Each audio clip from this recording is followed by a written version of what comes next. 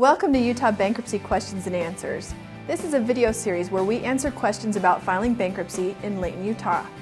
I'm attorney Amy Butters, and I hope you find this information very helpful and informative.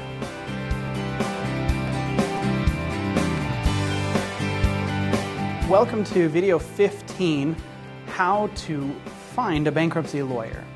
Now, attorney selection and the interview process is a very, very important part of filing bankruptcy because you have to make this decision correctly.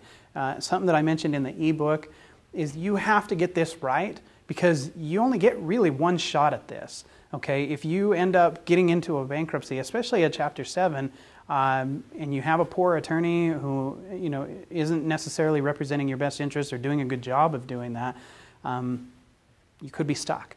And the other thing is too, if it's in a foreclosure situation and you file, let's say you file a Chapter 13 and they do some things wrong and then you end up having to dismiss that case and refile again, well now that protection period that you were afforded in the first 13 is much, much shorter, leaving you exposed to the risk of losing your house. More problems that I have seen in bankruptcies can be traced back to who the lawyer was or what they actually did in that case than any of the other topics that we've discussed in all of our other videos. And sorry about that. And one thing that I always tell people is you may have heard this saying before, the bitterness of poor quality lingers long after the joy of a low price has faded. Okay? Rarely is this more true than in the case of a bankruptcy attorney that has too much to do and not enough time to do it. And when you're talking about guys who say, I'm the cheapest, that's usually who you're dealing with, is somebody who is based on volume, right? Get as many through the door as possible, spend as little time as possible on each case. That's what you're getting when you're looking for the cheapest price, okay? In most cases, don't go to family for advice about bankruptcy. They're not lawyers, and they don't know what they're talking about. Even if they went through bankruptcy, that might be an indication that they're the last people you should talk to. Okay, don't go to them. Find a professional. Call attorneys. Almost everyone right now offers free consultations. Unless you're right up against and you have to file immediately, you want to take some care and some caution in making this decision, okay? Now, I want to say one word of caution about so-called paralegal services or non-lawyers that are offering to prepare bankruptcy forms for you for a fee or even just provide the forms for you, and they're telling you, hey, it's so easy for you to just go do your bankruptcy by yourself. Well, let me just tell you some things. First of all, that may or may not be true, but in most cases, they're not going to be able to give you legal advice on any difficult scenarios. You are going to be in court. You are going to need to talk to the trustee and the judge in this case, and you're not going to have a lawyer there to represent you. So think long and hard about that decision. And finally, this field, the paralegal field or the form, they call them non-attorney petition preparers. That field is littered with shady individuals that give bad advice and even in some cases are defrauding customers. Now, here's some questions you might get asked when you go in to interview a lawyer. What debts are giving you the most trouble?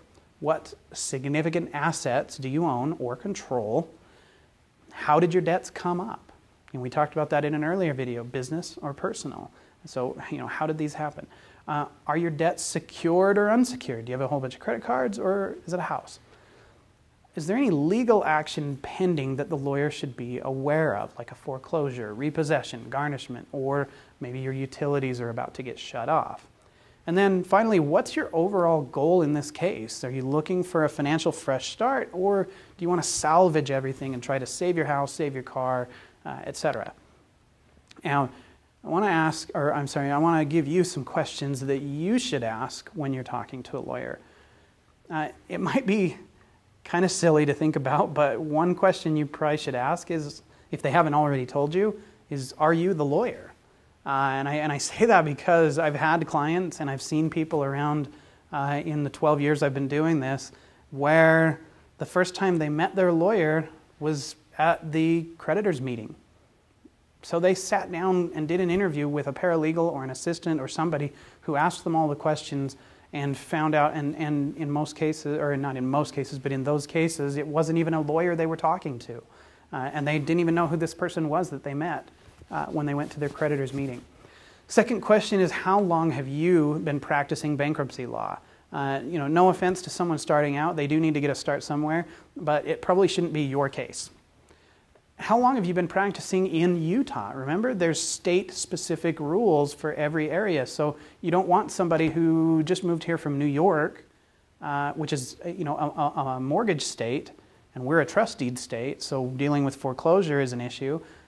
So there's different rules. You want to make sure they have some time and experience here or in your state.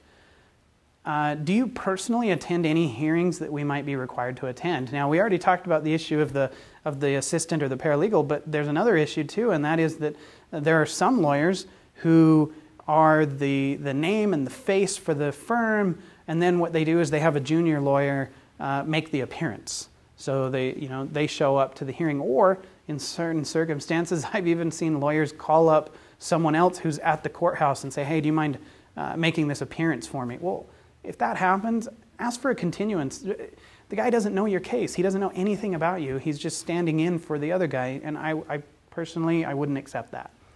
Do you work with us after our bankruptcy is over to help us with our credit?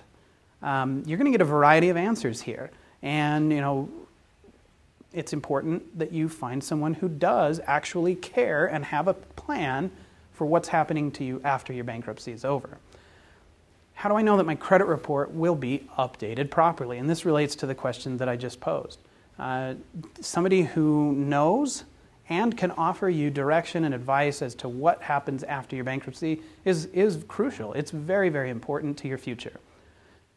Next question, are you knowledgeable about foreclosure, short sales, and loan modifications? You may not need all or one of those things, but you need a lawyer who's experienced, because all these things are really part of the bankruptcy process on a regular basis, and you want them to know in case it involves your house. And then if this is applicable, and I'm going to say this with a little bit of caution, but if it's applicable to you, you may want to bring up two things. One, adversarial proceedings or lien strips, okay? And then the other is what's called a redemption or a 722 redemption, which is just referring to the rule in the bankruptcy code. This could be either one of two reasons. Either because you think that it pertains to your case, or sometimes if you're like me, I want to know that the person I'm talking with is knowledgeable and has been down some of these roads with the law, and so I'm asking them just to simply see if they know. I want to know what the depth of their knowledge is. So I know they're prepared to help any client. Now, if you enjoyed this video, but you feel like you still have some unanswered questions, don't worry, we've got you covered. We've actually created an entire video series that answers all the commonly asked questions about bankruptcy in Utah. Go ahead on over to our website, LaytonBankruptcyLawyers.com, and there you'll be able to download our free ebook, and you'll be directed to our main website where the entire video series is located.